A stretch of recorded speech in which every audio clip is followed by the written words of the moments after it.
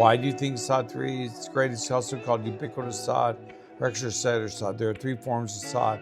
Lack of SOD1 causes ALS or Lou Gehrig's disease, and you'll die. Lack of SOD2 causes your mitochondria to be incapable of defense against superoxides.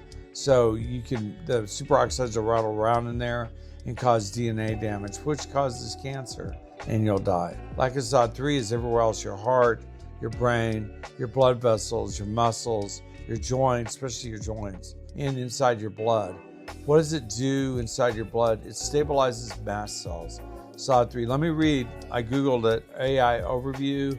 Superoxide Dismutase 3, SOD3 can suppress the activation of mast cells and the production of inflammatory mediators. Also helps with inflammatory disease such as skin inflammation, inflammatory bowel disease. SOD3 can suppress the activation of mast cells. SOD3 can increase the inhibitory effect of mesenchymal stem cells or on mast cell degranulation. Critical. SOD3 can reduce the production of cytokines such as TNF-Alpha, which is a pro-inflammatory mediator.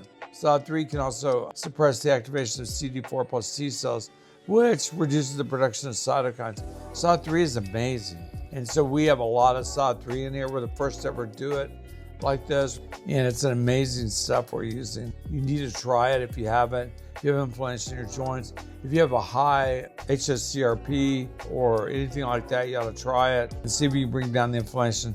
Usually you might want to start with 1, but work your way slowly up to 2 or 3 or 4 or 5. 5 is kind of the max dose. But I have a few patients who occasionally take 8 or 9 or 10 when they're having a really bad day. It has no side effects.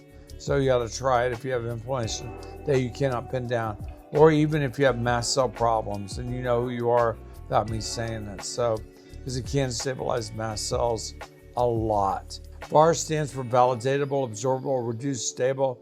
The laws of functional antioxidants, we developed that in California when we were developing glutaril with Nayan Patel and Shintron. Look at Nayan Patel's interview with Gary Brecka. Also come up with, we have the VARS glutathione here, which is an oral version that works. We have VARS glutathione right here. There it is. See, VARS glutathione. Awesome, awesome, awesome.